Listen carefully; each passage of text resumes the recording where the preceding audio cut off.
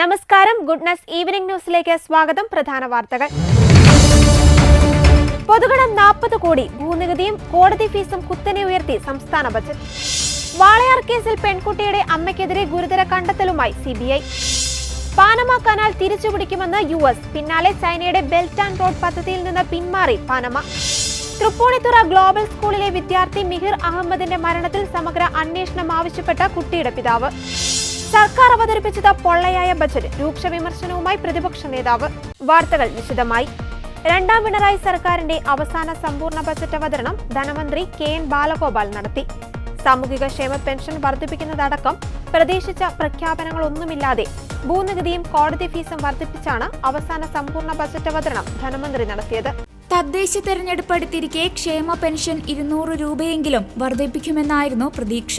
ഇത്തരത്തിലുള്ള സൂചനകൾ ധനമന്ത്രിയും നൽകിയിരുന്നു. എന്നാൽ ക്ഷേമ പെൻഷന്റെ 3 മാസത്തെ കുടിശ്ശിക സമയബന്ധിതമായി നൽകുമെന്ന് മാത്രമായിരുന്നു ബജറ്റിൽ ധനമന്ത്രി പറഞ്ഞത്. സർക്കാർ ജീവനക്കാർക്കും പെൻഷൻകാർക്കും ഒരു ഗഡു ക്ഷാമബത്ത ഏപ്രിലിലെ ശമ്പളത്തിൽ നൽകും. ഭൂനികുതി 50% വർദ്ധിപ്പിക്കുകയും ചെയ്തു. കോടതി ഫീസും വർദ്ധിപ്പിച്ചു. കേരളത്തിൽ ആൾതാമസമില്ലാതെ കിടക്കുന്ന വീടുകളുടെ സാധ്യതകൾ പരമാവധി മനസ്സിലാക്കി ടൂറിസം അടിസ്ഥാന സൗകര്യങ്ങൾ മെച്ചപ്പെടുത്തുന്നതിനായി K-ഹോംസ് പദ്ധതി ധനമന്ത്രി അവതരിപ്പിച്ചു. ലോകമെമ്പാടുമുള്ള സമാന സംരംഭങ്ങളിൽ നിന്ന് നടത്തിപ്പ് രീതികൾ സ്വീകരിച്ച് മിതമായ നിരക്കിൽ താമസ സൗകര്യമൊരുക്കുന്നതാണ് ഇത്. വീട്ടുടമകൾക്ക് വരുമാനത്തിനപ്പുറം ഒഴിഞ്ഞുകിടക്കുന്ന വീടിന്റെ സുരക്ഷയും പരിപാലനവും ഉറപ്പുവരുത്താനും ഇതിലൂടെയാകും. ഫോർട്ട് കൊച്ചി, കുമരകം, കോവളം തുടങ്ങിയ വിനോദസഞ്ചാര മേഖലകളുടെ 10 കിലോമീറ്റർ ചുറ്റളവിലാണ് പൈലറ്റ് പദ്ധതി നടപ്പാക്കുക. ഇതിന്റെ പ്രാരംഭ ചെലവുകൾക്കായി 5 കോടി രൂപ വകയിരുത്തി. വിഴിഞ്ഞത്തെ പ്രധാന ട്രാൻസ്ഷിപ്മെന്റ് തുറമുഖമാക്കുമെന്നും ധനമന്ത്രി പ്രഖ്യാപിച്ചു. വിഴിഞ്ഞവുമായി ബന്ധപ്പെടുത്തി പ്രധാന വ്യവസായ ഇടനാഴി വികസിപ്പിക്കും. തീരദേശ പാതയുടെ ഓരോ 25 കിലോമീറ്ററിലും ഭൂമി ഏറ്റെടുക്കും. ഉൾനാടൻ ജലഗതാഗതത്തിന് 500 കോടി രൂപയാണ് മാറ്റിവെച്ചത്. കൊല്ലത്ത് IT പാർക്ക് സ്ഥാപിക്കും. ആരോഗ്യ മേഖലയ്ക്ക് 10,431.73 കോടി രൂപ അനുവദിച്ചു. കാരുണ്യ പദ്ധതിക്കായി 700 കോടി രൂപയാണ് അനുവദിച്ചത്. പൊതുമരാമത്ത്, പാലങ്ങൾക്കും റോഡുകൾക്കുമായി 3061 കോടി രൂപ വകയിരുത്തി. കേരളത്തെ ഹെൽത്ത് ടൂറിസം ഹബ്ബാക്കാൻ 50 കോടി രൂപയും പ്രഖ്യാപിച്ചു. തദ്ദേശ സ്ഥാപനങ്ങളുടെ ബജറ്റ് വിഹിതം 15,980.41 കോടിയായി ഉയർത്തി. ജനറൽ പർപ്പസ് ഫണ്ടായി 2,577 കോടി രൂപയും നൽകും. വ്യവസായങ്ങൾക്കുള്ള ഭൂമിക്കായി ക്ലിക്ക് പോർട്ടൽ അവതരിപ്പിക്കുമെന്നും ധനമന്ത്രി പ്രഖ്യാപിച്ചു. പ്രവാസികളുടെ നാടുമായുള്ള ബന്ധം പ്രോത്സാഹിപ്പിക്കാൻ ലോക കേരള കേന്ദ്രങ്ങൾ ആരംഭിക്കും. ഇതിനായി 5 കോടി രൂപ അനുവദിച്ചു. കൊച്ചി മെട്രോയുടെ വികസനം തുടരുമെന്ന് പ്രഖ്യാപിച്ച ധനമന്ത്രി അതിവേഗ റെയിൽപാതയ്ക്ക് ശ്രമം തുടരുമെന്നും പറഞ്ഞു. സർവീസ് പെൻഷൻ പരിഷ്കരണ കുടിശ്ശികയുടെ അവസാന ഗഡു 600 കോടി ഫെബ്രുവരിയിൽ നൽകുമെന്ന് സംസ്ഥാന ബജറ്റിൽ പ്രഖ്യാപിച്ചു. ശമ്പള പരിഷ്കരണ കുടിശ്ശികയുടെ 2 ഗഡു ഈ സാമ്പത്തിക വർഷം തന്നെ അനുവദിക്കും. PF-ൽ ലയിപ്പിക്കും. DA കുടിശ്ശികയുടെ 2 ഗഡു ലഭിക്കാനുള്ള നടപടി സ്വീകരിക്കുമെന്നും ബജറ്റ് പ്രസംഗത്തിൽ KN ബാലഗോപാൽ പറഞ്ഞു.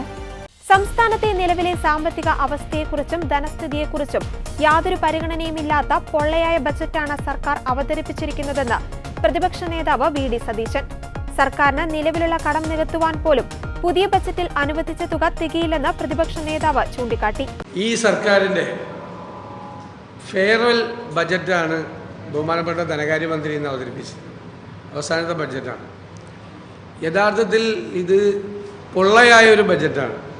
കാരണം നിലവിലെ സാമ്പത്തിക സ്ഥിതിയെക്കുറിച്ച്, സംസ്ഥാനത്തിൻ്റെ സാമ്പത്തിക അവസ്ഥയെക്കുറിച്ച്, ധനസ്ഥിതിയെക്കുറിച്ചുള്ള യാതൊരുവിധ പരിഗണനയും ഇല്ലാതെ പൊള്ളയായ വാക്കുകൾ കൊണ്ടുള്ള ഒരു നിർമ്മിതിയാണ് ഈ ബജറ്റ്. കഴിഞ്ഞ ബജറ്റിൽ പറഞ്ഞിരുന്നത് പുതിയ മാതൃകകളും രീതികളും കൊണ്ടുവരും, വ്യത്യസ്തമായതും വേഗതയേറിയതുമായ ഔട്ട് ഓഫ് ദ ബോക്സ് പദ്ധതി മാതൃകകൾ സ്വീകരിക്കുമെന്നാണ്. എന്താണ് ഔട്ട് ഓഫ് ദ ബോക്സ് പദ്ധതി മാതൃകകൾ? അതിനിടയിൽ ബഹുമാനപ്പെട്ട ധനകാര്യമന്ത്രി തൻ്റെ പ്ലാൻ B പറഞ്ഞു. കഴിഞ്ഞ ദിവസമാണ് എല്ലാവർക്കും മനസ്സിലായത് പ്ലാൻ B എന്ന് പറയുന്നത് ഈ പ്ലാൻ വെട്ടിക്കുറയ്ക്കലാണ്. പ്ലാനിൽ ഗൗരവതരമായ വെട്ടിക്കുറവ് നടത്തിയിട്ട് വീണ്ടും പ്ലാൻ അലോക്കേഷനെ കുറിച്ച് പറയുന്നതിൻ്റെ വിശ്വാസ്യത എന്താണ്? കഴിഞ്ഞ ബജറ്റിൽ വിവിധ പദ്ധതികൾക്ക് പ്രഖ്യാപിച്ച തുക വൻതോതിൽ വെട്ടിക്കുറച്ചു. 15,000 കോടി രൂപയുടെ പദ്ധതികളാണ് 2024-25 വർഷത്തിൽ വെട്ടിച്ചുരുക്കിയത്. നിയമസഭ പാസാക്കിയ ധനാഭ്യർത്ഥനകൾ എക്സിക്യൂട്ടീവ് ഓർഡറിലൂടെ നിയമവിരുദ്ധമായി വെട്ടിച്ചുരുക്കുകയായിരുന്നു. ലൈഫ് മിഷൻ പദ്ധതിയിൽ കഴിഞ്ഞ വർഷം പ്രഖ്യാപിച്ച 500 കോടിയിൽ 24% മാത്രമാണ് ചിലവാക്കിയത്. പിന്നെ എന്താണ് ബജറ്റിന്റെ വിശ്വാസ്യതയെന്ന് പ്രതിപക്ഷ നേതാവ് ചോദിച്ചു. പല സ്ഥാപനങ്ങളുടെയും പദ്ധതികളുടെയും കടം നികത്താൻ പോലും ഇപ്പോൾ പ്രഖ്യാപിച്ചിരിക്കുന്ന തുക തികയില്ല. കടം തീർത്താൽ പിന്നെ പ്രവർത്തിക്കാൻ ആവശ്യമായ തുക ഉണ്ടാവില്ല. യാതൊരു പ്രസക്തിയും ഈ ബജറ്റിനില്ല. കാരണം അത്രയേറെ സാമ്പത്തിക ബാധ്യതയിലാണ് സർക്കാർ എന്ന് പ്രതിപക്ഷ നേതാവ് പറഞ്ഞു. കൃത്യമായ ഘടനയിൽ തയ്യാറാക്കാതെയാണ് ബജറ്റ് അവതരിപ്പിച്ചതെന്നും പലതും വീണ്ടും ആവർത്തിച്ചു പറയുന്ന സ്ഥിതിയുണ്ടായെന്നും VD സതീശൻ ചൂണ്ടിക്കാട്ടി. 170 രൂപയുണ്ടായിരുന്ന റബ്ബറിന്റെ തറവില 10 രൂപ കൂട്ടി 180 രൂപയാക്കിയെന്നാണ് മന്ത്രിയുടെ പ്രഖ്യാപനം. ഇന്ന് വിപണിയിൽ റബ്ബറിന്റെ തറവില 208 രൂപയാണ്. വിപണിയിലെ സാഹചര്യം പോലും പഠിക്കാതെയാണ് ബജറ്റ് തയ്യാറാക്കിയത്. ഭൂനികുതി വർദ്ധിപ്പിക്കുന്നതിനെ ഞങ്ങൾ എതിരല്ല. പക്ഷേ ഭൂനികുതിയിൽ വൻ കൊള്ളയാണ് നടന്നത്. 50% വർദ്ധിപ്പിച്ചത്. പാവപ്പെട്ടവരെ പിഴിയുന്നതിന് വേണ്ടിയാണിത്. അതല്ലാതെ സർക്കാരിന് വേറെ വഴിയില്ല. നികുതി പിരിവിൽ സർക്കാർ ഗൗരവതരമായി പരാജയപ്പെട്ടുവെന്ന് VD സതീശൻ ആരോപിക്കുന്നു. 2020 മുതലുള്ള വളർച്ചയുടെ കണക്കാണ് സർക്കാർ പറയുന്നത്. കോവിഡ് കാലത്തെ സ്ഥിതിയിൽ നിന്ന് സാധാരണ സ്ഥിതിയിലേക്കുള്ള സ്വാഭാവിക വളർച്ച മാത്രമാണിത്. ജലജീവൻ മിഷനെ കുറിച്ച് ഒരു പേജ് മുഴുവൻ പറഞ്ഞു. 4500 കോടിയാണ് ജലജീവൻ മിഷനെ കൊടുക്കാനുള്ളത്. സംസ്ഥാന വിഹിതം നൽകാത്തതുകൊണ്ട് കേന്ദ്ര വിഹിതം ലഭിച്ചിട്ടില്ല. ജലജീവൻ മിഷന്റെ കരാറുകാരെല്ലാം ആത്മഹത്യയുടെ വക്കിലാണ്. സർക്കാർ ജീവനക്കാർക്ക് കൊടുക്കാനുള്ളത് 65,000 കോടിയാണ്. 1,00,000 കോടിയുടെ പൊതുവായ കടബാധ്യത സർക്കാരിനുണ്ട്. അത് നികത്താൻ പോലും തികയില്ല. കഴിഞ്ഞ 3-4 വർഷത്തെ ഭരണത്തിലൂടെ കേരളം 10-20 വർഷം പിന്നോട്ടടിച്ചുവെന്നും പ്രതിപക്ഷ നേതാവ് ആരോപിച്ചു. 500 കോടി വെച്ചിരുന്നിടത്ത് അതിൻ്റെ 24% മാത്രമാണ് ലൈഫ് മിഷന് വേണ്ടിയിട്ട് ചെലവാക്കിയിരിക്കുന്നത്. അപ്പോൾ എന്താണ് ബജറ്റിൻ്റെ വിശ്വാസ്യത? നിരവധി കാര്യങ്ങൾ വെട്ടിച്ചുരുക്കിയിരിക്കുകയാണ്. തദ്ദേശ സ്വയംഭരണങ്ങൾക്ക് സ്ഥാപനങ്ങൾക്ക് കൊടുക്കുന്ന ഫണ്ട് വെട്ടിച്ചുരുക്കിയിരിക്കുന്നു. വിവിധ വികസന പദ്ധതികൾ, ക്ഷേമ പദ്ധതികൾ, കുട്ടികളുടെ സ്കോളർഷിപ്പ് ഉൾപ്പെടെയുള്ള കാര്യങ്ങൾ വ്യാപകമായി വെട്ടിച്ചുരുക്കിയിട്ട് ഇപ്പോൾ ഞാനൊരു ഉദാഹരണം പറയാം. 700 കോടി രൂപ സപ്ലൈകോയ്ക്ക് വെച്ചിരിക്കുന്നു. സപ്ലൈകോയ്ക്ക് സർക്കാർ തന്നെ ഇപ്പോൾ അത്രയും പൈസ കൊടുക്കാനുണ്ട്, കടമായിട്ട് കൊടുക്കാനുണ്ട്. അതായത് വിതരണക്കാർക്ക് കൊടുക്കാനും നെല്ല് സംഭരണത്തിൻ്റെ പണവുമായിട്ട് 700 കോടിയോളം രൂപ കൊടുക്കാനുണ്ട്. ഇപ്പോൾ ഈ വർഷത്തെ അലോക്കേഷൻ വെച്ചിരിക്കുന്നത് 700 കോടിയാണ്. ആ കടം തീർത്താൽ പിന്നെ സപ്ലൈകോയ്ക്ക് വർക്ക് ചെയ്യാനുള്ള പ്രവർത്തന മൂലധനം ഇല്ല. സപ്ലൈകോ പൂട്ടുന്ന സ്ഥിതിയിൽ വരും. വാളയാർ കേസിൽ പെൺകുട്ടിയുടെ അമ്മയ്ക്കെതിരെ ഗുരുതര കണ്ടെത്തലുമായി CBIയുടെ കുറ്റപത്രം. കുട്ടികളുടെ മുന്നിൽ വെച്ച കേസിലെ 1-ാം പ്രതിയായ V മധുവും അമ്മയും ലൈംഗിക ബന്ധത്തിൽ ഏർപ്പെട്ടതായി CBI. പെൺകുട്ടിയെ പീഡിപ്പിക്കുവാൻ മാതാപിതാക്കൾ ഒത്താശ ചെയ്തുവെന്നും കുറ്റപത്രത്തിൽ പറയുന്നു. മൂത്ത മകളെ 1-ാം പ്രതി ലൈംഗികാതിക്രമം നടത്തിയത് അറിഞ്ഞിട്ടും ഇളയ മകൾക്കെതിരെയും ലൈംഗികാതിക്രമം നടത്താൻ അമ്മ പ്രേരിപ്പിച്ചുവെന്നും CBI കൂട്ടിച്ചേർത്തു. 2 ആഴ്ച മുൻപ് കോടതിയിൽ CBI സമർപ്പിച്ച കുറ്റപത്രത്തിലാണ് കുട്ടികളെ ലൈംഗിക പീഡനത്തിനിരയാക്കാൻ അമ്മയുടെയും അച്ഛന്റെയും പ്രേരണയുണ്ടായിരുന്നതായി റിപ്പോർട്ടിൽ പറയുന്നത്. 1-ാം പ്രതി തന്റെ മൂത്ത മകളെ ക്രൂരമായി ബലാത്സംഗം ചെയ്തുവെന്ന് അറിഞ്ഞതിന് ശേഷവും അവധി ദിനങ്ങളിൽ മദ്യപിച്ച് വീട്ടിൽ വരാൻ ഇയാളെ അമ്മ പ്രോത്സാഹിപ്പിച്ചിട്ടുണ്ടെന്നും CBI കണ്ടെത്തി. മാതാപിതാക്കൾ മക്കളെ മനഃപൂർവ്വം അവഗണിക്കുകയും തുടർന്ന് കുട്ടികൾ ബലാത്സംഗത്തിനിരയാകുകയും ഉപദ്രവിക്കപ്പെടുകയുമായിരുന്നു. 2016 ഏപ്രിലിൽ മൂത്ത മകളെ 1-ാം പ്രതി ഉപദ്രവിക്കുന്നത് അമ്മ നേരിട്ട് കണ്ടു. 2 ആഴ്ചയ്ക്ക് ശേഷം ഇയാൾ വീണ്ടും മകളെ ദുരുപയോഗം ചെയ്യുന്നത് അച്ഛനും കണ്ടു. എന്നിട്ടും മൂത്ത മകൾക്കെതിരെയുള്ള 1-ാം പ്രതിയുടെ ലൈംഗികാതിക്രമത്തെക്കുറിച്ച് പോലീസിനോട് വെളിപ്പെടുത്താൻ ഇവർ തയ്യാറായില്ല. മാത്രമല്ല പ്രതിയുമായി നിരന്തരം ബന്ധം പുലർത്തുകയും ചെയ്തുവെന്നും കുറ്റപത്രത്തിൽ പറയുന്നു. മൂത്ത മകളുടെ മരണത്തിന് ശേഷവും ഇളയ കുട്ടിയെ 1-ാം പ്രതിയുടെ വീട്ടിൽ മാതാപിതാക്കൾ പറഞ്ഞയക്കാറുണ്ടായിരുന്നുവെന്ന നിർണായക കണ്ടെത്തലും കുറ്റപത്രത്തിലുണ്ട്. എന്നാൽ തന്റെ സഹോദരിയുമായി നല്ല അടുപ്പമുണ്ടായിരുന്ന ഇളയ കുട്ടിക്ക് 1-ാം പ്രതി ഉപദ്രവിച്ച കാര്യങ്ങൾ അറിയാമായിരുന്നുവെന്നും CBI റിപ്പോർട്ട് ചെയ്യുന്നു. മാതാപിതാക്കളുടെ മനഃപൂർവ്വമുള്ള അശ്രദ്ധ കാരണമാണ് 2 മക്കളും പീഡിപ്പിക്കപ്പെട്ടതെന്ന് പറഞ്ഞാണ് CBI കുറ്റപത്രം അവസാനിപ്പിക്കുന്നത്. CBIയുടെ കുറ്റപത്രത്തിൽ അമ്മയും അച്ഛനും 2-3 പ്രതികളാണ്. 2017 ജനുവരി 7-നാണ് അട്ടപ്പളത്തെ വീട്ടിൽ 13 വയസ്സുകാരിയെ തൂങ്ങി മരിച്ച നിലയിൽ കണ്ടെത്തിയത്. 2017 മാർച്ച് 4-ന് ഇതേ വീട്ടിൽ സഹോദരിയായ 9 വയസ്സുകാരിയെയും തൂങ്ങി മരിച്ച നിലയിൽ കണ്ടെത്തി. 2017 മാർച്ച് 6-ന് പാലക്കാട് ASP G പൂങ്കുഴലിയുടെ നേതൃത്വത്തിൽ പ്രത്യേക അന്വേഷണ സംഘം രൂപീകരിച്ച് അന്വേഷണം ആരംഭിച്ചു. 2017 മാർച്ച് 12 മരിച്ച കുട്ടികൾ പീഡനത്തിനിരയായെന്ന് പോസ്റ്റ്മോർട്ടം റിപ്പോർട്ട് പുറത്തു വന്നെങ്കിലും 2019 ജൂൺ 22 സഹോദരിമാരുടെ മരണം ആത്മഹത്യയെന്ന് രേഖപ്പെടുത്തി പോലീസ് കുറ്റപത്രം സമർപ്പിക്കുകയായിരുന്നു. 2019 ഒക്ടോബർ 9 കേസിലെ ആദ്യ വിധി വന്നത്. മൂന്നാം പ്രതിയായി ചേർത്തല സ്വദേശി പ്രദീപ് കുമാറിനെ തെളിവുകളുടെ അഭാവത്തിൽ വെറുതെ വിട്ടു. 2019 ഒക്ടോബർ 25 പ്രതികളായ വി മധു, എം മധു, ഷിബു എന്നിവരെയും കോടതി വെറുതെ വിട്ടിരുന്നു. പിന്നാലെ കുടുംബത്തിന്റെ ആവശ്യപ്രകാരമായിരുന്നു CBI അന്വേഷണം നടത്തിയത്. തൃപ്പൂണിത്തുറ ഗ്ലോബൽ സ്കൂളിലെ വിദ്യാർത്ഥി മിഹിർ അഹമ്മദിന്റെ മരണത്തിൽ സമഗ്ര അന്വേഷണം ആവശ്യപ്പെട്ട പിതാവിന്റെ പരാതി. മിഹിറിന്റെ മരണത്തിൽ ദുരൂഹതയുണ്ടെന്നും സ്കൂളിൽ നിന്നെത്തി മരിക്കുന്നതുവരെ മിഹിറിന് എന്താണ് സംഭവിച്ചതെന്ന് കണ്ടെത്തണമെന്നും പിതാവ് ആവശ്യപ്പെട്ടു. മിഹിർ മരിക്കുന്നതിനെ തൊട്ടുമുമ്പ് രണ്ടാനച്ഛനുമായി സംസാരിച്ചിരുന്നുവെന്നും അത് എന്താണെന്ന് കണ്ടെത്തണമെന്നും മരിക്കുന്ന സമയത്ത് ആരൊക്കെ ഫ്ളാറ്റിൽ ഉണ്ടായിരുന്നുവെന്ന് അറിയണമെന്നും ഷഫീഖ് പറയുന്നു. ഷഫീഖ് പരാതി നൽകിയ ശേഷമാണ് മിഹിറിന്റെ മരണത്തിൽ സ്കൂളിനെതിരെയും സഹപാഠികൾക്കെതിരെയും പരാതിയുമായി അമ്മ രംഗത്ത് വരുന്നത്. അമ്മയ്ക്കും രണ്ടാനച്ഛനുമൊപ്പം തൃപ്പൂണിത്തറയിലെ ഫ്ളാറ്റിൽ താമസിക്കുന്ന മകൻ തന്നോട് സ്ഥിരമായി ആശയവിനിമയം നടത്താറുണ്ടെന്നും എന്തെങ്കിലും പ്രശ്നമുള്ളതായി മകൻ പറഞ്ഞിട്ടില്ലെന്നും പിതാവ് പറയുന്നു. സന്തോഷവാനായി വീട്ടിലെത്തിയ മകൻ ആത്മഹത്യ ചെയ്തത് എങ്ങനെയാണെന്ന് കണ്ടെത്തണമെന്നും തൃപ്പൂണിത്തറ ഹിൽ പാലസ് പോലീസിന് നൽകിയ പരാതിയിൽ പിതാവ് ഷെഫീഖ് മാടമ്പാട്ട് പറയുന്നു. നിലവിൽ തൃപ്പൂണിത്തറ പോലീസ് ആത്മഹത്യാ പ്രേരണ കുറ്റം ചുമത്തിയാണ് അന്വേഷണം നടത്തുന്നത്. റാഗിംഗ് പരാതിയിൽ പുത്തൻകുരിശ് പോലീസും അന്വേഷണം നടത്തുന്നുണ്ട്. മിഹിറുമായുള്ള ചാറ്റിന്റെ സ്ക്രീൻഷോട്ടുകളും പിതാവ് പുറത്തുവിട്ടു. തന്നെ കൂടെ കൊണ്ടുപോകണമെന്ന് മിഹിർ ചാറ്റിൽ പറയുന്നുണ്ട്. മകൻ വിഷാദത്തിലായിട്ടും കൗൺസിലിംഗ് നൽകിയില്ലെന്നും ജെംസ് സ്കൂളിൽ നിന്ന് മിഹിറിനെ മാറ്റിയത് അവന്റെ താല്പര്യമില്ലാതെയാണെന്നും അക്കാര്യം തന്നെ അറിയിച്ചിരുന്നില്ലെന്നും പിതാവ് പറയുന്നു. മിഹിറിന്റെ ലാപ്ടോപ്പും മൊബൈൽ ഫോണും ഫോറൻസിക് പരിശോധനയ്ക്ക് വിധേയമാക്കണമെന്നും ഷെഫീഖ് പരാതിയിൽ പറയുന്നു. മിഹിറിന്റെ അമ്മയും ബന്ധുക്കളും പറഞ്ഞതിൽ വൈരുദ്ധ്യമുണ്ടെന്നും പിതാവ് ആരോപിച്ചു. ജനുവരി 15 ഗ്ലോബൽ പബ്ലിക് സ്കൂളിലെ 9ാം ക്ലാസ് വിദ്യാർത്ഥിയും ഇരുമ്പനം സ്വദേശിയുമായ മിഹിർ താമസ സ്ഥലത്തെ ഫ്ളാറ്റ് സമുച്ചയത്തിലെ 26ാം നിലയിൽ നിന്ന് ചാടി മരിച്ചത്. മിഹിർ ക്രൂരമായ റാഗിങ്ങിന് ഇരയായെന്ന് ചൂണ്ടിക്കാട്ടി മാതാവ് പരാതി നൽകിയിരുന്നു. ഇത് വലിയ ചർച്ചാ വിഷയമാവുകയും ചെയ്തു. സ്കൂൾ ബസ്സിൽ വെച്ച് മിഹിർ ക്രൂരമായ പീഡനം നേരിട്ടുവെന്ന് അമ്മ പരാതിയിൽ പറഞ്ഞിരുന്നു. ക്ലോസറ്റിൽ തല പൂഴ്ത്തിവെച്ചും ഫ്ലഷ് ചെയ്തും അതിക്രൂരമായി മിഹിറിനെ റാഗ് ചെയ്തിരുന്നുവെന്നും അമ്മ പരാതിയിൽ ആരോപിച്ചിരുന്നു. ശനിയാഴ്ച ഡൽഹി നിയമസഭാ തെരഞ്ഞെടുപ്പ് ഫലം വരാനിരിക്കെ BJPക്കെതിരെ ഗുരുതര ആരോപണവുമായി ആം ആദ്മി പാർട്ടി.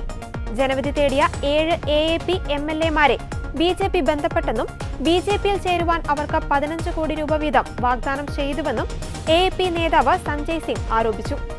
ചിലർക്ക് മുഖാമുഖം കൂടിക്കാഴ്ചയ്ക്കുള്ള അവസരവും വാഗ്ദാനം ചെയ്തു. ഫലം വരുന്നതിന് മുൻപേ തന്നെ BJP പരാജയം സമ്മതിച്ചുവെന്നാണ് ഇത് വ്യക്തമാക്കുന്നതെന്നും രാജ്യസഭാ MP കൂടിയായ സഞ്ജയ് സിംഗ് കൂട്ടിച്ചേർത്തു. ഇത്തരം ഫോൺ കോളുകൾ റെക്കോർഡ് ചെയ്യാനും മുഖാമുഖം കൂടിക്കാഴ്ചയ്ക്ക് അവസരം ലഭിച്ചാൽ അത് ഒളിക്യാമറ ഉപയോഗിച്ച് പകർത്താനും AAP സ്ഥാനാർത്ഥികൾക്ക് പാർട്ടി നിർദ്ദേശം നൽകിയിട്ടുണ്ടെന്നും സഞ്ജയ് സിംഗ് പറഞ്ഞു. അതേസമയം AAP ആരോപണത്തിൽ BJP ഇതുവരെ പ്രതികരിച്ചിട്ടില്ല. ബുധനാഴ്ചയാണ് ഡൽഹിയിലെ 70 മണ്ഡലങ്ങൾ വിധി എഴുതിയത്. 60.42% പോളിംഗ് രേഖപ്പെടുത്തിയത്. ആകെ 699 സ്ഥാനാർത്ഥികളാണ് മത്സര രംഗത്തുണ്ടായിരുന്നത്. അതിനിടെ കഴിഞ്ഞ ദിവസമാണ് ദില്ലി BJP തൂത്തുവാരുമെന്ന് കൂടുതൽ എക്സിറ്റ് പോൾ പ്രവചനങ്ങൾ പുറത്തുവന്നത്. ഫലം പ്രവചിച്ച axis my India, today's Chanakya തുടങ്ങിയ ഏജൻസികൾ BJP 50-ലധികം സീറ്റുകൾ വരെ നേടുമെന്ന് പ്രവചിച്ചു. എന്നാൽ പ്രവചനങ്ങൾ തള്ളുകയാണ് ആം ആദ്മി പാർട്ടി ചെയ്തത്. ദില്ലിയിൽ BJP കൊടുങ്കാറ്റാണെന്നാണ് പുറത്തുവന്ന 3 എക്സിറ്റ് പോൾ പ്രവചനങ്ങളും സൂചിപ്പിക്കുന്നത്. മഹാരാഷ്ട്ര, ജാർഖണ്ഡ് നിയമസഭാ തെരഞ്ഞെടുപ്പുകളടക്കം കൃത്യമായി പ്രവചിച്ച ആക്സിസ് മൈ ഇന്ത്യ BJP 70-ൽ 44 മുതൽ 55 സീറ്റുകൾ വരെ നേടുമെന്നാണ് പറയുന്നത്. 48% വോട്ടും BJP നേടും. ടുഡേയ്സ് ചാണക്യ ഒരു പടി കൂടി കടന്ന് BJP 57 സീറ്റുകൾ വരെ നേടുമെന്നാണ് പ്രവചിക്കുന്നത്. 2 ഏജൻസികളും AAP 25 വരെ സീറ്റിൽ ഒതുങ്ങുമെന്ന് പ്രവചിച്ചു. CNX 49 മുതൽ 61 സീറ്റുകൾ വരെ BJP നേടുമെന്ന് പ്രവചിക്കുന്നു. AAP 10 മുതൽ 19 വരെ സീറ്റുകളിൽ ഒതുങ്ങുമെന്നാണ് പ്രവചനം. കോൺഗ്രസിനെ ഇത്തവണയും കാര്യമായ നേട്ടമുണ്ടാക്കാനാകില്ലെന്നാണ് ഇതുവരെ പുറത്തുവന്ന എല്ലാ പ്രവചനങ്ങളും പറയുന്നത്. പരമാവധി 3 സീറ്റാണ് കോൺഗ്രസിനെ പ്രവചിക്കുന്നത്. അതേസമയം പ്രവചനങ്ങളിൽ നിരാശരായ AAP ക്യാമ്പ് എക്സിറ്റ് പോളുകൾ ആശയക്കുഴപ്പമുണ്ടാക്കാനുള്ള നീക്കമാണെന്ന വാദമാണ് ഉയർത്തുന്നത്. വോട്ടെണ്ണൽ കേന്ദ്രങ്ങളിൽ നിന്നും പാർട്ടി പ്രവർത്തകരെ മാറ്റി നിർത്താനാണ് ശ്രമമെന്നും AAP ആരോപിച്ചു. ഇതുവരെ പുറത്തുവന്ന 13 എക്സിറ്റ് പോൾ പ്രവചനങ്ങളിൽ 2 ഏജൻസികൾ മാത്രമാണ് AAPക്ക് വിജയസാധ്യത പറയുന്നത്. ശനിയാഴ്ചയാണ് വോട്ടെണ്ണൽ. പാനമ കനാൽ തിരിച്ചുപിടിക്കുമെന്ന US പ്രസിഡന്റ് ഡൊണാൾഡ് ട്രംപിന്റെ ഭീഷണി നിലനിൽക്കെ ചൈനയുടെ ബെൽറ്റ് ആൻഡ് റോഡ് പദ്ധതിയിൽ നിന്ന് ഔദ്യോഗികമായി പിന്മാറി പാനമ കനാലിന്റെ നിയന്ത്രണം ചൈനയ്ക്കാണെന്ന് ആരോപിച്ചാണ് കനാൽ തിരിച്ചെടുക്കുമെന്ന് ട്രംപ് ഭീഷണി മുഴക്കിയത്. പദ്ധതിയിൽ നിന്ന് പിന്മാറുന്നതുമായി ബന്ധപ്പെട്ട് 90 ദിവസത്തെ നിയമപരമായ അറിയിപ്പ് ചൈനീസ് എംബസിക്ക് കൈമാറിയിട്ടുണ്ടെന്നും Panama president Jose Raul Mulino പറഞ്ഞു. BRIയുമായി ബന്ധപ്പെട്ട കരാർ പുതുക്കാൻ താൽപര്യമില്ലെന്നാണ് നോട്ടീസിലൂടെ പാനമ ചൈനയെ അറിയിച്ചിട്ടുള്ളത്. കരാർ സമുദ്രമാർഗങ്ങളിലൂടെ ഏഷ്യയെ ആഫ്രിക്ക, യൂറോപ്പ് ഭൂഖണ്ഡങ്ങളുമായി ബന്ധിപ്പിക്കാനുള്ള ചൈനയുടെ സ്വപ്ന പദ്ധതിയാണ് BRI. പദ്ധതിയുടെ ഭാഗമായി പാനമയിൽ ചൈന സ്വാധീനം വർദ്ധിപ്പിക്കുന്നതാണ് ട്രംപിനെ ചൊടിപ്പിച്ചിരിക്കുന്ന ഘടകം. അതിനിടെ ഗാസ മുനമ്പ് അമേരിക്ക ഏറ്റെടുക്കുമെന്ന് ഡൊണാൾഡ് ട്രംപ് പിന്നെയും ആവർത്തിച്ചു. പോരാട്ടത്തിനൊടുവിൽ ഇസ്രായേൽ ഗാസ അമേരിക്കയ്ക്ക് കൈമാറുമെന്ന് ട്രംപ് തന്റെ സാമൂഹിക മാധ്യമമായ ട്രൂത്ത് സോഷ്യലിൽ കുറിച്ചു. ഗാസയുടെ പുനർനിർമ്മാണത്തിന് US സൈന്യത്തെ അയക്കേണ്ടി വരില്ലെന്നും ട്രംപ് കുറിച്ചു. പലസ്തീനകളെ ഇതിനകം തന്നെ മേഖലയിൽ കൂടുതൽ സുരക്ഷിതവും മനോഹരവുമായ പ്രദേശങ്ങളിൽ പുതിയതും ആധുനികവുമായ വീടുകളോടെ പുനരധിവസിപ്പിക്കാമായിരുന്നു. അവർക്ക് സന്തോഷത്തോടെ സുരക്ഷിതവും സ്വതന്ത്രവുമായിരിക്കാൻ അവസരം ലഭിക്കും. ലോകമെമ്പാടുമുള്ള മികച്ച സംഘങ്ങളുമായി ചേർന്ന് ഭൂമിയിലെ ഏറ്റവും വലുതും അതിശയകരവുമായ വികസിത പ്രദേശമായി മാറുന്ന ഒന്നിന്റെ നിർമ്മാണം US ആരംഭിക്കും. മേഖലയിൽ സ്ഥിരത ഉറപ്പാക്കുമെന്നും ട്രംപ് കുറിച്ചു. ഇസ്രായേൽ പ്രധാനമന്ത്രി ബെഞ്ചമിൻ നെതന്യാഹുവിന്റെ US സന്ദർശനത്തിനിടെ വൈറ്റ് ഹൌസിൽ ഇരുവരും ചേർന്ന് നടത്തിയ പത്രസമ്മേളനത്തിലാണ് ഗാസ ഏറ്റെടുത്ത് പുനർനിർമ്മിക്കാൻ തങ്ങൾ തയ്യാറാണെന്ന് ട്രംപ് ആദ്യമായി പ്രഖ്യാപിച്ചത്. ഗാസയിൽ നിലവിലുള്ള പലസ്തീൻകാർ അവിടം വിട്ട് ഗൾഫ് രാജ്യങ്ങളിലേക്ക് പോയിക്കോട്ടെ, ഗാസയെ സമ്പൂർണ്ണമായി പുനർനിർമ്മിക്കാം. ഗാസയ്ക്കുമേൽ ദീർഘകാലാടിസ്ഥാനത്തിലുള്ള ഉടമസ്ഥാവകാശമാണ് US ലക്ഷ്യമിടുന്നതെന്നായിരുന്നു ട്രംപിന്റെ വാക്കുകൾ. ഇന്ത്യയിൽ കഴിയുന്ന ബംഗ്ലാദേശ് മുൻ പ്രധാനമന്ത്രി ഷെയ്ഖ് ഹസീന നടത്തിയ പ്രസ്താവനയ്ക്കെതിരെ ന്യൂഡൽഹിയെ കടുത്ത പ്രതിഷേധം അറിയിച്ച് ധാക്കയിലെ ഇന്ത്യയുടെ ആക്ടിംഗ് ഹൈക്കമ്മീഷണർക്ക് ബംഗ്ലാദേശ് വിദേശകാര്യ മന്ത്രാലയം പ്രതിഷേധക്കുറിപ്പ് കൈമാറി. ഇത്തരം പരാമർശങ്ങൾ നടത്തുന്നതിൽ നിന്ന് ഹസീനയെ തടയുന്നതിന് ആവശ്യമായ നടപടികൾ കൈക്കൊള്ളുവാനും ബംഗ്ലാദേശ് ഇന്ത്യയോട് അഭ്യർത്ഥിച്ചു. ബംഗ്ലാദേശിലെ തന്റെ അനുയായികളെ ഇന്ത്യയിലിരുന്ന് ഹസീന ഓൺലൈനിൽ അഭിസംബോധന ചെയ്തതിന് പിന്നാലെയാണ് ധാക്കയുടെ പ്രതികരണം. ഹസീനയുടെ തെറ്റായതും കെട്ടിച്ചമച്ചതുമായ പ്രസ്താവനകൾ ബംഗ്ലാദേശ് വിരുദ്ധ പ്രവർത്തനമാണെന്ന് പ്രതിഷേധക്കുറിപ്പിൽ ധാക്ക പറയുന്നുണ്ട്. ബംഗ്ലാദേശിലെ നിലവിലെ സർക്കാരിനെതിരെ പ്രതിരോധം ആസൂത്രണം ചെയ്യാനും തന്റെ അനുയായികളോട് ഹസീന ആവശ്യപ്പെട്ടിരുന്നു. ഹസീനയുടെ ഇത്തരം പ്രസ്താവനകൾ രാജ്യത്തെ ജനങ്ങളുടെ വികാരത്തെ മുറിവേൽപ്പിക്കുന്നതിൽ കടുത്ത ആശങ്കയും നിരാശയും ബംഗ്ലാദേശ് പ്രതിഷേധക്കുറിപ്പിൽ പ്രകടിപ്പിക്കുന്നുണ്ട്. ഹസീന അനുയായികളെ അഭിസംബോധന ചെയ്ത സമയത്ത് അവരുടെ പിതാവും ബംഗ്ലാദേശ് സ്ഥാപകനുമായ മുജീബുർ റഹ്മാന്റെ ധാക്കയിലെ വസതിക്ക് ഒരു കൂട്ടം പ്രതിഷേധക്കാർ തീയിട്ടിരുന്നു. ആഭ്യന്തര സംഘർഷത്തിന് പിന്നാലെ നാടുവിട്ട ഹസീന 2024 ഓഗസ്റ്റ് 5-ാം തീയതി മുതൽ ഇന്ത്യയിലാണ് കഴിയുന്നത്. അതിനിടെ കഴിഞ്ഞ ദിവസമാണ് ബംഗ്ലാദേശ് മുൻ പ്രധാനമന്ത്രി ഷെയ്ഖ് ഹസീനയുടെ കുടുംബ വീട് പ്രതിഷേധക്കാർ ഇടിച്ചു നിരത്തിയത്. ഹസീനയുടെ പാർട്ടിയിലെ മറ്റംഗങ്ങളുടെ വീടുകളും തീവെച്ച് നശിപ്പിച്ചു. സമൂഹമാധ്യമത്തിലൂടെ ഹസീന രാജ്യത്തെ അഭിസംബോധന ചെയ്തതാണ് ഇപ്പോഴത്തെ കലാപത്തിന് കാരണം. 1000-ലേറെ കലാപകാരികളാണ് ആക്രമണത്തിന് നേതൃത്വം നൽകിയത്. മുജീബുർ റഹ്മാന്റെ മകളാണ് ഷെയ്ഖ് ഹസീന. ബുധനാഴ്ച രാത്രി 9 മണിക്കാണ് ഹസീന സമൂഹമാധ്യമം വഴി ബംഗ്ലാദേശ് പൗരന്മാരോട് സംസാരിച്ചത്. ഇതേ സമയത്താണ് കലാപകാരികൾ ഒന്നിച്ചെത്തി അവരുടെ വീട് തകർത്ത് തീയിട്ടത്. മണ്ണുമാന്തി യന്ത്രം ഉപയോഗിച്ചാണ് വീട് ഇടിച്ചു നിരത്തിയത്. ഹസീന പ്രസംഗിക്കാൻ തുടങ്ങിയപ്പോൾ പ്രതിഷേധക്കാർ വീട്ടിലേക്ക് ഇരച്ചുകയറി ചുവരുകൾ പൊളിച്ചു മാറ്റാൻ തുടങ്ങി. പിന്നീട് ക്രെയിനും എക്സ്കവേറ്ററും ഉപയോഗിച്ച് കെട്ടിടം പൂർണ്ണമായും പൊളിച്ചുമാറ്റി. പിന്നാലെ വീട്ടിലെ സാധനങ്ങളെല്ലാം കത്തിച്ചു. മുതിർന്ന അവാമി ലീഗ് നേതാക്കളുടെ വീടുകളും സംരംഭങ്ങളും നശിപ്പിക്കുകയും കത്തിക്കുകയും ചെയ്തു. വനം വന്യജീവി സംരക്ഷണത്തിന് 305.61 കോടി രൂപ അനുവദിച്ച സംസ്ഥാന ബജറ്റ്. RRT സംഘത്തിന്റെ എണ്ണം 28ആയി വർദ്ധിപ്പിച്ചു. ഇതിനു പുറമെ കോട്ടൂർ ആന സംരക്ഷണ കേന്ദ്രത്തിന് 2 കോടി രൂപയും പാമ്പുകടി മരണങ്ങൾ ഇല്ലാതാക്കുവാൻ പാമ്പ് വിഷബാധ ജീവഹാനി രഹിത കേരളം പദ്ധതിക്ക് 25 കോടി രൂപയും അനുവദിച്ചെന്ന് ധനമന്ത്രി KN ബാലഗോപാൽ അറിയിച്ചു. വന്യമൃഗശല്യം നിയന്ത്രിക്കാനും നഷ്ടപരിഹാരത്തിനും വനമേഖലയിലെ കുടുംബങ്ങളെ സംരക്ഷിക്കാനുമായി പ്രത്യേക പാക്കേജിനെ പ്ലാനിൽ അനുവദിച്ചിട്ടുള്ള തുകയ്ക്കു പുറമെ 50 കോടി രൂപ അധികമായി അനുവദിച്ചെന്ന് ധനമന്ത്രി അറിയിച്ചു. ഈ സർക്കാരിന്റെ കാലത്ത് വന്യജീവി ആക്രമണങ്ങൾക്ക് നൽകുന്ന നഷ്ടപരിഹാരം വർദ്ധിപ്പിച്ചെന്ന് ധനമന്ത്രി KN ബാലഗോപാൽ പറഞ്ഞു. റാപ്പിഡ് റെസ്പോൺസ് ടീമുകൾ രൂപീകരിക്കുന്നതിനും മറ്റു ടീമുകളെ ഏകോപിപ്പിക്കുന്നതിനുമായി നൽകുന്ന വിഹിതവും വർദ്ധിപ്പിച്ചു.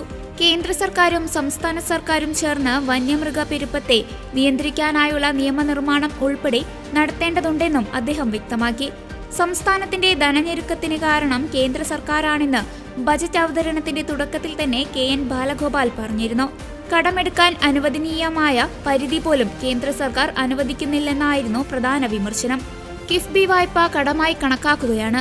കിഫ്ബി വായ്പ മുൻകാല പ്രാബല്യത്തോടെയാണ് കടപരിധിയിൽ പെടുത്തിയതെന്നും അദ്ദേഹം ചൂണ്ടിക്കാട്ടി. വയനാടിന്റെ പുനരധിവാസത്തിന് 2221 കോടി രൂപ ആവശ്യമാണെന്ന് ധനമന്ത്രി പറഞ്ഞു. ഇതിനായി കേന്ദ്ര സർക്കാർ ഒന്നും തന്നിട്ടില്ലെന്നും അദ്ദേഹം കുറ്റപ്പെടുത്തി. അതിനിടെ കേരളത്തിലെ നാട്ടുവൈദ്യം, പാരമ്പര്യ വൈദ്യം മേഖലയിലെ ചികിത്സാ സമ്പ്രദായങ്ങളും നാട്ടറിവുകളും സംരക്ഷിക്കുന്നതിനും പരിപോഷിപ്പിക്കുന്നതിനും വേണ്ടി സർക്കാർ നിയമനിർമ്മാണം നടത്താൻ സർക്കാർ ആലോചിക്കുന്നതായും മന്ത്രി പറഞ്ഞു. ഇതിനായി കേരള നാട്ടുവൈദ്യ പരമ്പരാഗത കമ്മീഷൻ രൂപീകരിക്കാനും കേരള നാട്ടുവൈദ്യ പരമ്പരാഗത ഇൻസ്റ്റിറ്റ്യൂട്ട് സ്ഥാപിക്കാനും ലക്ഷ്യമിടുന്നതായാണ് ബജറ്റ് പ്രസംഗത്തിലെ പ്രഖ്യാപനം. ഇതിന്റെ പ്രാഥമിക ചെലവുകൾക്കായി ബജറ്റിൽ 1 കോടി രൂപ മാറ്റിവെച്ചു. പാമ്പ് കടിയേറ്റുള്ള മരണങ്ങൾ ഇല്ലാതാക്കാൻ പാമ്പ് വിഷബാധ ജീവഹാനി രഹിത കേരളം പദ്ധതിക്ക് 25 കോടി കേരള ബജറ്റിൽ അനുവദിച്ചു. വന്യജീവി ആക്രമണം തടയാൻ 50 കോടിയുടെ പദ്ധതിയും വനം വന്യജീവി സംരക്ഷണത്തിന് 305.61 കോടിയും അനുവദിച്ചു. കോട്ടൂർ ആന സംരക്ഷണ കേന്ദ്രത്തിന് 2 കോടി അനുവദിച്ചു. തെരുവുനായ അക്രമം തടയാൻ ABC കേന്ദ്രങ്ങൾക്ക് 2 കോടി അനുവദിച്ചു. പശ്ചിമ ബംഗാളിലെ ആർജികർ ആശുപത്രിയിലെ ബലാത്സംഗ കൊലപാതക കേസിൽ സർക്കാരിന്റെ അപ്പീൽ തള്ളി കൊൽക്കത്ത ഹൈക്കോടതി. പ്രതി സഞ്ജയ് റോയ്ക്ക് വധശിക്ഷ നൽകണമെന്ന CBI അപ്പീൽ ഫയലിൽ സ്വീകരിക്കുകയും ചെയ്തു. അപ്പീൽ നൽകുവാൻ സംസ്ഥാന സർക്കാരിന് അധികാരമില്ലെന്ന് കൊൽക്കത്ത ഹൈക്കോടതി വ്യക്തമാക്കി. അതേസമയം CBIയുടെ അപ്പീലിൽ പ്രതി സഞ്ജയ് റോയ്ക്ക് നോട്ടീസ് അയക്കുകയും ചെയ്തു. യുവ ഡോക്ടറെ ബലാത്സംഗത്തിനിരയാക്കി കൊലപ്പെടുത്തിയ കേസിൽ പ്രതി സഞ്ജയ് റോയ്ക്ക് ജീവപര്യന്തമാണ് കൊൽക്കത്ത സീൽഡ അഡീഷണൽ സെഷൻസ് കോടതി വിധിച്ചത്. കൊലപാതകം, ബലാത്സംഗം, മരണകാരണമായ ആക്രമണം തുടങ്ങിയ കുറ്റങ്ങളിലാണ് ശിക്ഷ വിധിച്ചത്. പ്രതി ജീവിതകാലം മുഴുവനും ജയിലിൽ തുടരണം. പ്രതി 50,000 രൂപ പിഴയടക്കണമെന്നും കോടതി വിധിച്ചു. സർക്കാരിനെ വിമർശിച്ചുകൊണ്ടുള്ള പരാമർശവും കോടതി വിധിയിലുണ്ടായിരുന്നു. പെൺകുട്ടികളെ സംരക്ഷിക്കേണ്ടത് സ്റ്റേറ്റിന്റെ ഉത്തരവാദിത്തമാണെന്ന് കോടതി ചൂണ്ടിക്കാണിച്ചിരുന്നു. സ്ത്രീ സുരക്ഷയിൽ സർക്കാർ പരാജയമെന്നും ശിക്ഷാവിധിയിൽ കോടതി പറഞ്ഞിരുന്നു. എന്നാൽ ഈ വിധിക്കെതിരെ സർക്കാർ ഹൈക്കോടതിയെ സമീപിക്കുകയായിരുന്നു. കേസിന്റെ പ്രാരംഭ അന്വേഷണത്തിൽ പശ്ചിമ ബംഗാൾ പോലീസ് പരാജയപ്പെട്ടെന്നുള്ള ഗുരുതര ആക്ഷേപവും ഉയർന്നിരുന്നു. തുടർന്ന് കൊൽക്കത്ത ഹൈക്കോടതി കേസിന്റെ അന്വേഷണം CBIയെ ഏൽപ്പിക്കുകയായിരുന്നു. അതേസമയം കേസ് അപൂർവങ്ങളിൽ അപൂർവമെന്ന CBI വാദം കോടതി നിരാകരിച്ചിരുന്നു. പ്രതിക്ക് മാനസാന്തരത്തിനുള്ള അവസരം നിഷേധിക്കരുതെന്നും കോടതി ശിക്ഷാവിധിയിൽ ചൂണ്ടിക്കാണിച്ചു. 2024 ഓഗസ്റ്റ് 9 ആർജിക്കർ മെഡിക്കൽ കോളേജ് ആശുപത്രിയിലെ സെമിനാർ ഹാളിൽ ട്രെയിനി ഡോക്ടറെ കൊല്ലപ്പെട്ട നിലയിൽ കണ്ടെത്തിയത്. പ്രതിയായ സഞ്ജയ് റോയ് ആ ദിവസം രാത്രി 11 മണിക്ക് ആശുപത്രി പരിസരത്തുണ്ടായിരുന്നു. മദ്യലഹരിയിലായിരുന്ന ഇയാൾ 4 മണിയോടെ ആശുപത്രി കെട്ടിടത്തിനുള്ളിലേക്ക് പ്രവേശിച്ചു. 40 മിനിറ്റ് ശേഷം അത്യാഹിത വിഭാഗത്തിലെ വഴിയിലൂടെ ഇയാൾ പുറത്തു പോകുന്നത് ആശുപത്രിയിലെ CCTV ദൃശ്യങ്ങളിൽ പതിഞ്ഞിരുന്നു. സെമിനാർ ഹാളിൽ ഉറങ്ങുകയായിരുന്ന വനിതാ ഡോക്ടറെ ലൈംഗികമായി ഉപദ്രവിച്ച ഇയാൾ പിന്നീട് കൊലപ്പെടുത്തുകയായിരുന്നുവെന്ന് അന്വേഷണത്തിൽ വ്യക്തമായി. ഹേമ കമ്മിറ്റി റിപ്പോർട്ടിൽ ലഭിച്ച മൊഴികളുടെ അടിസ്ഥാനത്തിൽ അന്വേഷണവുമായി പ്രത്യേക അന്വേഷണ സംഘത്തിന് മുന്നോട്ടു പോകാമെന്ന് സുപ്രീം കോടതി. കുറ്റകൃത്യം സംബന്ധിച്ച അറിവ് ലഭിച്ചാൽ FIR രജിസ്റ്റർ ചെയ്ത് അന്വേഷണം നടത്തുവാൻ അന്വേഷണ ഉദ്യോഗസ്ഥൻ ബാധ്യസ്ഥനാണെന്ന് സുപ്രീം കോടതി വ്യക്തമാക്കി. ഹേമ കമ്മിറ്റിക്ക് ലഭിച്ച മൊഴികളെക്കുറിച്ച് അന്വേഷിക്കാൻ പ്രത്യേക സംഘത്തെ രൂപീകരിച്ച ഹൈക്കോടതി വിധിക്ക് എതിരായ ഹർജികളിൽ ഇടപെടാൻ സുപ്രീം കോടതി വിസമ്മതിച്ചു. ജസ്റ്റിസ് വിക്രംനാഥ് അധ്യക്ഷനായ സുപ്രീം കോടതി ബെഞ്ചിന്റേതാണ് സുപ്രധാനമായ ഉത്തരവ്. പ്രത്യേക അന്വേഷണ സംഘത്തിന്റെ പ്രവർത്തനം ഹൈക്കോടതിയുടെ മേൽനോട്ടത്തിലാണെന്ന് സുപ്രീം കോടതി വ്യക്തമാക്കി. അതിനാൽ പ്രത്യേക അന്വേഷണ സംഘത്തിന്റെ പ്രവർത്തനത്തിൽ ആർക്കെങ്കിലും പരാതിയുണ്ടെങ്കിൽ അവർക്ക് ഹൈക്കോടതിയെ സമീപിക്കാമെന്നും സുപ്രീം കോടതി വ്യക്തമാക്കി. മൊഴി നൽകിയവരിൽ പരാതിയില്ലാത്തവർക്ക് ഹൈക്കോടതിയെ സമീപിക്കാമെന്ന് സുപ്രീം കോടതി വ്യക്തമാക്കി.